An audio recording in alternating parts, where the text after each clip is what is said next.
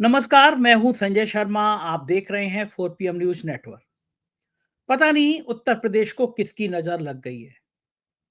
एक के बाद एक ऐसी घटना हो रही है जो दिल व्यथित कर दे रही है, आंखों में आंसू ला दे रही है और ये सोचने पे विवश कर दे रही है कि मानवता कहीं बची है या नहीं बची है। संवेदनशीलता कहीं बची है या नहीं बची है। कुंभ में लाशों की संख्या छुपाई जा रही है। जब भगदड़ मची, ना जाने कितनों के परिजन बिछुड़ गए, ना जाने कितनों के परिवार का कोई सदस्य मर गया। ऊपर से पुष्प वर्षा कराई जा रही है। कहा गया कि कोई वीवीआईपी एंट्री नहीं, लेकिन फिर हम देखते हैं कि उपराष्ट्रपति के साथ मुख्यमंत्री अटखेलियां कर रहे हैं, हंस रहे हैं। कुंभ के इस मंजर में, इस दर्दनाक मंजर में कोई कैसे हंस सकता है, कैसे अट्ठास लगा सकता है, जब सैकड़ों लोग परेशान है कि उनके परिवार के लोग गए कहां। जब प्रयागराज के लोग आशंका जता रहे हैं कि उनके परिजन है भी या नहीं है। इस बीच में दूसरी बड़ी पवित्र स्थली पर एक घटना घटती है, अयोध्या। कुंभ के बाद जो कुंभ के लोग आ रहे हैं वो अयोध्या जा रहे हैं। बहुत भीड़ है। मैं मिल्कीपुर का चुनाव कवर करने गया तो बहुत दूर गाड़ी रोक दी गई थी, क्योंकि बताया गया कि अयोध्या के आसपास 5 किलोमीटर लंबा जाम लग गया है। देश से जो भी आ रहा है, कुंभ जा रहा है, वो एक बार अयोध्या भी जाना चाहता है। तो बहुत सारी फोर्स लगा दी गई है अयोध्या में। लेकिन फिर एक घटना घटती है अयोध्या में और अयोध्या के सांसद फफक फफक कर रो पड़ते हैं। प्रेस कॉन्फ्रेंस बुलाते हैं, उसमें बहुत बुरी तरह से रोते हैं और कहते हैं, अगर इंसाफ नहीं मिला तो मैं प्रधानमंत्री नरेंद्र मोदी के सामने मुद्दे को उठाऊंगा और नहीं मिला इंसाफ तो मैं संसद सदस्यता से त्याग पत्र दे दूंगा। मैं कहता हूं, नेता का इतना ही संवेदनशील रिश्ता होना चाहिए जनता से। पहले देखिए सांसद जी की बात और फिर मैं इस विषय पर विस्तार से बात करूंगा। देखिए सांसद जी क्या कहते हैं।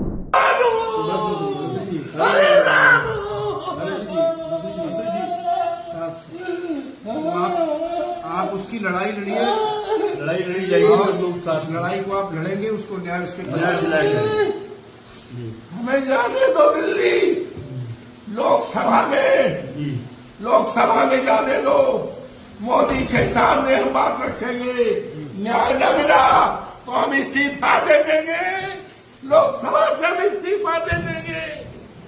हम बचाने में, हम बेटी की इज्जत बचाने में नाकामयाब हो रहे हैं। इतिहास क्या कहेगा? महारानी में इतिहास सैकड़ों साल बाद क्या कहेगा? अगर तुम थे, आप बहुत लड़ाई लड़े हैं मंत्री जी। कैसे बिटिया के साथ ये हो गया? आपने कितने लोगों को न्याय दिलाया? तो आपने न्याय दिलाया है, फिर न्याय मिलेगा। आपने बड़े से बड़े मामले दिलाया, लेकिन ये तो इतिहास का सबसे बड़ा मुद्दा हो गया। सबसे बड़ी घटना है ये। जी जी, बहुत बड़ी घटना जी। ठीक है। अरे मंत्री जी, हम लड़ाई में साथ सब साथ में है। कहाँ हो? सीता मैया कहाँ हो?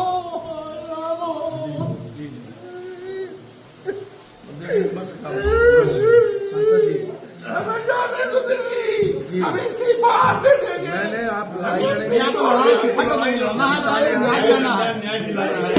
आप लड़ेंगे, नहीं देना, न्याय दिलाना है, न्याय दिलाना है, न्याय दिलाना। आप तो हर लड़ाई को लड़ते हैं। लड़ना है, परिवार को न्याय दिलाना है, दोषियों को फांसी दिलानी है, इस्तीफा नहीं देना है। आपको इस्तीफा देने के लिए नहीं, परिवार को न्याय दिलाने के लिए और ऐसे दोषियों को सजा दिलाने के लिए आपको चुना गया है। अयोध्या को कठोर रूप रखने के लिए आपको सांसद बनाया। और क्या, जो भी दुर्दांत अपराधी है फंसते नहीं जाएंगे। आज अफसोस है 3 दिन से बिटिया गायब थी, जानकारी दी गई, कोई बड़ा से बड़ा अफसर नहीं गया। कोई नहीं गया अभी तक। ये हिंदुस्तान क्या दुनिया की सबसे बड़ी दर्दनाक घटना है। हम इस देश की मीडिया से प्रार्थना करेंगे, हम इस देश की मीडिया से प्रार्थना करेंगे, दुनिया की मीडिया से हम प्रार्थना करेंगे कि आज उस घर पर जाओ जिस घर में एक मां ने अपनी बेटी को 9 महीने तक पेट में रखा था। आपने देखा किस तरह सांसद फफक फफक कर रो पड़ रहे हैं। और मामला यह है कि अयोध्या में एक 22 साल की नौजवान युवती अपने घर से गई और फिर वो लौटी नहीं। परिजनों के मन में डर होता है कि हमारी बच्ची कहाँ चली गई। वो पुलिस के पास गए कि हमारी बच्ची खो गई है। उम्मीद की जा रही थी कि पुलिस तत्काल कार्रवाई करेगी, लेकिन कार्रवाई नहीं की गई और उसके 3 दिन बाद उस युवती का निवस्त्र हालत में एक शव मिला। उसकी दोनों आंखें फोड़ दी गई। सोचिए आप, अयोध्या जैसी भगवान राम की पवित्र नगरी में ये पाप हुआ। मुझे तो भगवान राम से भी सवाल है, आप कहां थे? मैं राम की पूजा करता हूं, मैं सवाल करने का हक रखता हूं कि मैं बजरंग बली की पूजा करता हूं, तो उनसे सवाल करने का हक करता हूं कि आपकी नगरी में इतना पाप हुआ तो आप कहां थे? कैसे अयोध्या में किसी नवयुवती की हत्या की जा सकती है, किस उसकी आंखें फोड़ी जा सकती है? तो ईश्वर आप कहां थे? क्यों नहीं रोका आपने इस पाप को? लेकिन पाप रोकने की जिम्मेदारी पुलिस की भी थी, वो कहां थी? पुलिस को कोई फर्क नहीं पड़ता, कोई लड़की घर से गायब हो जाए, चली जाए। अखिलेश यादव ने भी ट्वीट किया है, उन्होंने लिखा है कि यह बेहद दुखद खबर है कि अयोध्या के ग्राम सभा सैनवा सरदार पटेल वार्ड में 3 दिन से गायब दलित परिवार की बेटी का शव निवस्त्र अवस्था में मिला है। उसकी दोनों आंखें फोड़ दी गई हैं। उसके साथ अमानवीय व्यवहार हुआ है। प्रशासन 3 दिन पहले ही अगर परिवार की सूचना पर ध्यान देता तो बच्ची की जान बचाई जा सकती थी। हम उत्तर प्रदेश सरकार से मांग करते हैं, जो दोषी हैं और जिन पुलिसकर्मियों ने इस मामले में लापरवाही बरती है, उन सबके खिलाफ कठोरतम कार्रवाई की जाए। पीड़ित परिवार को 1 करोड़ का मुआवजा दिया जाए। अखिलेश यादव ने मांग की है। क्या गलत मांग है? कहां है गोदी मीडिया के चैनल? कलकत्ता में एक डॉक्टर के साथ ऐसी ही हैवानियत की गई थी। आपको याद है, 1 महीने तक देश का टीवी चैनल में कुछ चलता नहीं था, सिर्फ डॉक्टर की घटना चलती थी। ममता सरकार बर्खास्त करो के नारे चलते थे, गोदी मीडिया पीछे पड़ गया था। क्या फर्क है उस डॉक्टर में और इस लड़की में? क्या ये लड़की दलित है, यही फर्क है? ये लड़की गरीब परिवार से आती है, यही फर्क है? ये लड़की आपकी टीआरपी नहीं बटोर सकती, ये फर्क है? या फिर ये फर्क है कि ये भारतीय जनता पार्टी की सरकार में हुआ हत्याकांड है? या ये फर्क है कि आपकी हिम्मत नहीं है कि भारतीय जनता पार्टी की सरकार में किसी दलित लड़की के बलात्कार की खबर को आप सुर्खियों में चला सको? आपकी हैसियत नहीं है। आप डरते हैं भारतीय जनता पार्टी की सरकार से, गोदी मीडिया, और आप डरते हैं कि जो करोड़ों रुपए का फंड मिलता है आपको, वो आपका बंद कर दिया जाएगा। ये है पत्रकारिता। ममता बनर्जी के राज में एक डॉक्टर की हत्या महीनों टीआरपी लेगी और अयोध्या में एक 22 साल की नौजवान लड़की इस तरह निवस्त्र हालत में आंखें फोड़ दी जाएगी, फेंक दी जाएगी, इस पर आप चर्चा नहीं करेंगे? क्यों? क्योंकि यहां योगी सरकार है जो आपको करोड़ों रुपए देती है। तो जनता आपको माफ नहीं करेगी, गोदी मीडिया आपको माफ नहीं करेगी। क्या है पूरा मामला, चलते हैं। सुशील दुबे बहुत सीनियर जर्नलिस्ट हैं, कई बड़े अखबारों के संपादक रहे हैं, वो मेरे साथ जुड़ रहे हैं। हमारी तेज तर्रार रिपोर्टर प्रगति ठाकुर हमारे साथ जुड़ रही हैं।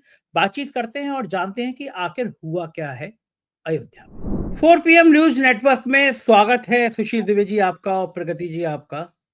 सुशील जी, आपने देखा होगा कि किस तरह अयोध्या के सांसद अवधेश प्रसाद फपक फपक कर रो पड़े। मुझे लगा कि कोई भी संवेदनशील आदमी होगा तो वो इसी तरह रो पड़ेगा। किसी की बेटी लापता हो, 2 दिन से पता ना चल रहा हो, और जब पता मिले तो इतना बीभत्स तरीके से बच्ची सामने आए, उसकी आंखें निकाल दी गई हैं, शरीर छत विछत है। गांव वाले कह रहे हैं कि बेरहमी से बलात्कार करके उसकी हत्या कर दी गई। हम वो भी बस फोटो दिखा भी नहीं सकते, दिल दहल जाएगा दर्शकों का। और अवधेश प्रसाद जी ने आज प्रेस कॉन्फ्रेंस बुलाई और उसी प्रेस कॉन्फ्रेंस में वो फपक फपक कर रो पड़े। जब बच्ची ये लापता हुई थी, घर वाले बहुत तलाश कर रहे थे, कह रहे थे कि हमारी बेटी लापता हो गई है, कोई अनहोनी ना हो जाए, लेकिन पुलिस उसकी कोई सुनवाई कर नहीं रही थी। ये सवाल इसलिए भी महत्वपूर्ण है सुशील जी, कि इस समय कुंभ चल रहा है, कुंभ की भीड़ अयोध्या जा रही है। जितनी फोर्स कुंभ में तैनात की गई है, उसी अनुपात में अयोध्या की भीड़ भी को देखते हुए उतनी पुलिस अयोध्या में भी है, बनारस में भी है। लेकिन इसके बावजूद भी एक लड़की का अपहरण होता है, उसकी आंखें निकाल ली जाती हैं। उत्तर प्रदेश के अफसर बड़ा दावा करते हैं कानून व्यवस्था बड़ी अच्छी है। क्या उत्तर प्रदेश के अफसर केवल कांवड़ियों पे फूल बरसाने और कुंभ में आए हुए लोगों पे फूल बरसाने तक सीमित हैं? एक दलित दलित लड़की है वो। बीजेपी को ये समझ में आना चाहिए कि कितना बेरहमी से मारा गया है सुशील जी। खबर सुन के आपका भी दिल दहला होगा आज, जिस तरह से अवधेश प्रसाद फक के रो रहे हैं। क्यों पुलिस इतनी बेरहम हो जाती है? अगर ये तत्परता से उसी समय जांच कर लेती तो शायद ये लड़की आज जीवित होती। सुशील जी, संजय भैया, दहला और बिजली तो मैं पिछले 3-4-5 दिन से हूँ, जब से ये संगम नोच पे जो हुआ और जो तरीके से लाशों को पुलिस वाले उठा उठा के ले जा रहे हैं और क्या क्या जो भी टेस्ट है वो, तो हम विचलित तो हम तभी से हैं।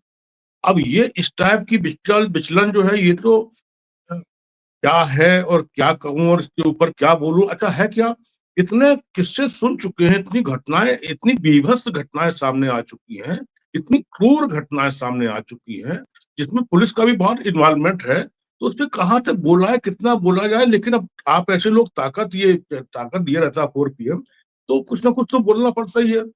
अब आप देखिए, अब मैं तो ये कहूंगा बकौल धीरेन शास्त्री, मैं तो उसको आजकल धीरेन कहता हूँ उसको, कि उसने तो कहा है मोच, तो उस हिसाब से अगर ये देखा जाए तो उधर गंगा में मोच हुआ है, यहाँ तालाब में मोच हुआ है। अब वो चाहे 50 साल का लेडी है जो जिसकी लाश पड़ी हुई है, चाहे वो 2 साल की बच्ची है, लेकिन इस टाइप के दरिंदे, इस टाइप के दानव, इस टाइप के इन शब्दों का अकाल पड़ जाता है। क्या बोलूं, क्यों करते हैं वो। नशा इतना भी नहीं होता कि आंखें निकाल ली जाए, मैंने नहीं देखा। लेकिन अब रोने वाली बात अगर आप कह रहे हो संजय भाई, तो रोए तो भी 4 दिन पहले, 3 दिन पहले हमारे प्रदेश के पूज्य CM भगवाधारी अभी रोहित तो थे, बोलते हो कि बड़ा उन घटना पे। और कल ही वो राष्ट्रपति के साथ, जबकि मना है कि ये प्रोटोकॉल VIP पास सब खत्म है, राष्ट्रपति के साथ तो देखिए वो स्टीमर में जैसे। अब हमें लगता है उनका दोष नहीं है, क्योंकि वो धनखड़ जी हथौड़ बहुत है, तो हंसा रहे होंगे कि चलो कुछ लोड कम हो जाए, कुछ दुख कम हो जाए, मुझे लगता है ऐसा लगता है। अब इसमें देखिए, अब एक 70+ सीनियर, मोस्ट सीनियर व्यक्ति, मैं देख रहा हूँ लोग मीम बना रहे हैं, दुनिया भर का नाटक कर रहे हैं, जहरीले लोग, मानसिक विकलांग लोग अवधेश प्रसाद के रोने पर भी मीम्स बना रहे हैं, कह रहे हैं साले भोंगो करके। अरे जब तेरे घर में इस टाइप की स्थितियां आएंगी तो तू भोग नहीं करेगा, चित्कार करेगा, और जितने छेद होते हैं उन सब छेदों से आपके ये भों निकलेगा। मैं वो शब्द बता रहा हूँ, जबकि मुझे ये शब्द हमारे नहीं बोलना चाहिए। लेकिन संजय भाई, प्रगत ने जैसे बताया कि आंखें निकाल ली, तालाब में पड़ी हुई, और क्या मासूम और हम तो भगवान से शिकायत करते हैं, चाहे कुंभ वाला भगवान हो, अकाल मौतों वाला हो, चाहे धीरन शास्त्री वाला भगवान हो, मोच वाला। मैं तो शिकायत करता हूँ, पैदा ही क्यों करते हो बच्ची के साथ, कैसे क्या संभव हो। हे भगवान, सच बात है कि अरे भाई चलो है, चलो सब माहौल खराब है, गंदा है, लिविन है, ये है वो, लेकिन जी मासूम बच्ची, कपड़े बदले गए उसके, उसकी माँ ने बताया कपड़ा क्या पहन के, टॉप पहन के गई थी, क्या है क्या नहीं है, इस पे कोई संज्ञान नहीं लेगा। मैं कह रहा हूं कि दुर्गा दुर्गा की वो तो है, नारी शक्ति तो है, 2 साल की नारी शक्ति तो है, जिसको हम पूछते 9 दिन पूछते हैं, और उपवास रखते हो, दुनिया भर के गमला में धान उगाते हो, क्या क्या करते हो, वो तो नारी तो है। लेकिन अब नारी के साथ ये तालाब में, तो वही तो अब क्या कहूं, अब इस हिसाब से कहा जाए तो मोच वही वाली बात, उसी बात को मैं कह रहा हूँ। लेकिन एक बात बता दूं संजय भैया, एक मोस्ट सीनियर व्यक्ति जो कितनी बार सांसद विधायक रहा, एक बहुत पढ़ा लिखा व्यक्ति, अगर वो रो रहा है तो भौं करके नहीं रो रहा है, उसका दिल ठीक रो बात रहा है, बिल्कुल सही बात है, उसकी है। भावनाएँ हैं, वो उसकी भौं भावनाएँ करके नहीं रो मैं रहा है। अभी आऊँगा हाँ, मैं जैसे सुशील अभी जी योगी जी आपको। रोए थे तो रोए थे, फिर तुरंत एक आधे सेकंड में रुक गए थे।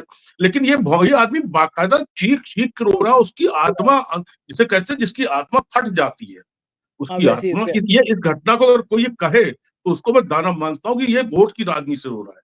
अरे वोट की बिल्कुल ठीक है, राजनीति तो मैं आऊँगा अभी। सुशील जी अभी आऊँगा। प्रगति, आपने अयोध्या में, फैज़ाबाद में आपने रिपोर्टिंग भी की है। आप जी। लंबे समय तक वहाँ पे रही हो। आज ये जो 22 साल की युवती इस तरह से इसकी लाश मिली है, जिसकी आँखें फोड़ दी गई हैं, और अखिलेश यादव ने इस पे एक ट्वीट भी किया है। सभी सभी का दर्द है, सभी का दुःख है। अखिलेश यादव ने अपने ट्वीट में लिखा है कि ये बेहद दुखद खबर है कि अयोध्या के ग्राम सभा सहनवा सरदार पटेल हुँ। वार्ड में 3 दिन से गायब दलित परिवार की बेटी का शव निवस्त अवस्था में मिला है। उसकी दोनों आंखें फोड़ दी गई हैं। उसके साथ अमानवीय व्यवहार हुआ है। प्रशासन ने 3 दिन पहले ही अगर परिवार की सूचना पर ध्यान दिया होता, तो बच्ची की जान बचाई जा सकती थी।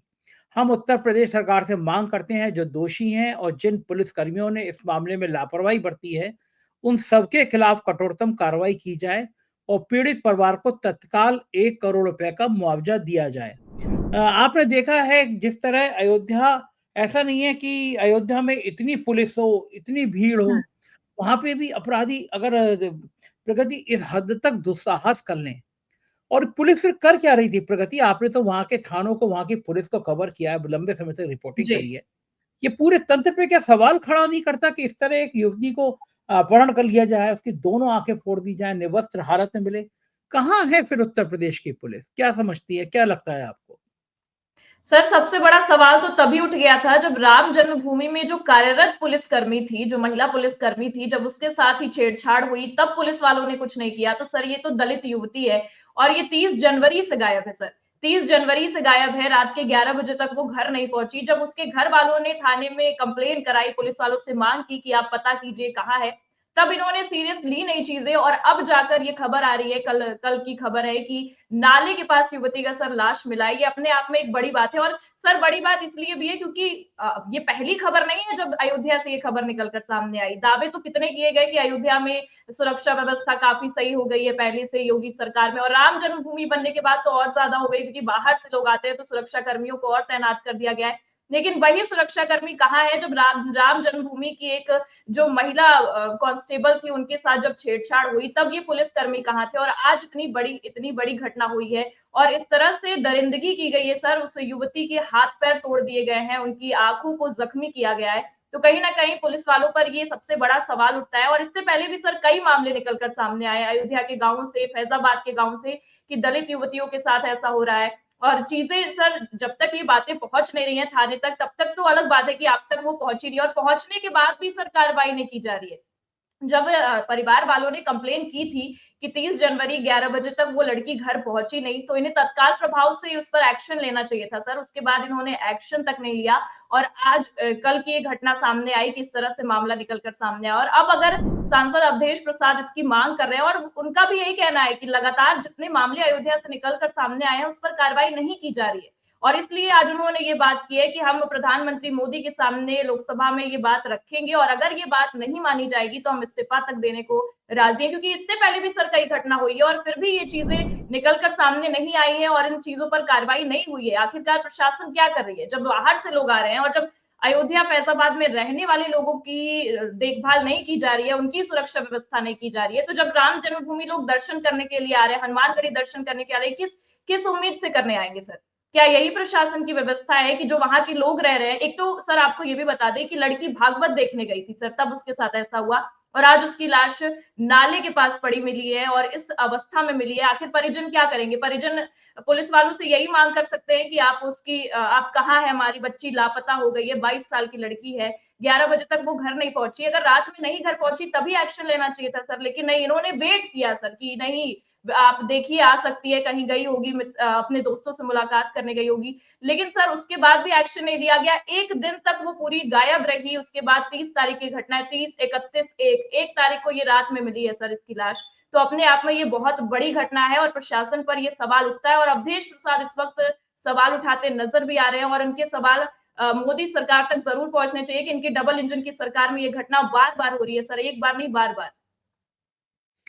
प्रगति, 3 दिन बाद वहाँ पे चुनाव हैं जी। और बड़ा महत्वपूर्ण चुनाव है, मिल्कीपुर का चुनाव बड़ा महत्वपूर्ण है। क्या लगता है कि ये जो चूँकि ये बच्ची दलित थी हुँ, और हुँ। मिल्कीपुर में दलित वोट, पासी वोट जिधर जाएँगे, चुनाव 100% चुनाव वो पार्टी जीत जाएगी। बिल्कुल। भारतीय जनता पार्टी ने इसीलिए पासी समुदाय को टिकट दिया कि अवधेश प्रसाद जो हैं वो पासी समाज से आते हैं, उनके बेटे वहाँ अजीत चुनाव लड़ रहे हैं। लेकिन अब ये हुँ। जो दलित बच्ची के साथ बेरहमी से हत्या की गई है, ये पहला मामला नहीं है जब दलितों के संग इस तरह किया हो, पर लगातार दलितों के उत्पीड़न के मामले बढ़े हैं प्रदेश में। जी। बड़ा बड़ा दुखद है ये कि आज भी दलित समाज इतनी बेरहम स्थिति में रहता है कि किसी दलित की बच्ची इस हालत में मिलती है। क्या लगता है आपको ये घटना जिस तरह अवधेश प्रसाद फपक के रो पड़े हैं, इसका मिल्कीपुर में कुछ असर पड़ेगा? और क्या एक लड़की की हत्या भाजपा की चूल्हे हिला सकती है मिल्कीपुर में? बिल्कुल सर हिला सकती है क्योंकि हमारा ये कहना है कि हिलानी भी चाहिए क्योंकि सर बार-बार हम देखें तो इस वक़्त जो ये मामला निकल कर अयोध्या से सामने आ रहा है, आप अयोध्या को साधने की पूरी कोशिश कर रहे थे, जिस तरह से आपने अयोध्या में राम जन्मभूमि या कह सकते हैं राम मंदिर का डंका बजाया, लेकिन केवल एक मंदिर के आ जाने से वहाँ की जनता आपके कामों को थोड़ी सराह देगी सर, वहाँ की सुरक्षा व्यवस्था भी देखेगी, वहाँ पे इंतज़ाम आपने क्या किए हैं। केवल एक मंदिर बना देने से अगर आप चाहेंगे कि आपको वोट मिल जाए, तो उसका नतीजा आपको लोकसभा में ही देखने को मिला कि जिस तरह से आपको वहाँ से मात मिली है और जिस तरह से आपने खूब सारे नारे लगाए थे कि जो राम को लाए हैं हम उनको लाएंगे। आखिरकार वहां से जो धक्का मिला है भारतीय जनता पार्टी को उससे सीखने की बहुत जरूरत है और सबसे बड़ी बात सर अगर मिल्कीपुर की करें तो मिल्कीपुर में वैसे भी इनको काफी मात मिली है और इस वक्त ये जो मामला निकलकर सामने आया है अगर ये सोच भी रहे होंगे कि इस मामले को दबाने की कोशिश की जाए और जितना इसे दबाने की कोशिश करेंगे उतना वहां से इनको मात मिलेगी और उतना वहां की जनता इस मुद्दे को उठाएगी क्योंकि दलित युवती के साथ ये पहली घटना नहीं है सर, इससे पहले भी बहुत सी घटना हुई है फैजाबाद अयोध्या में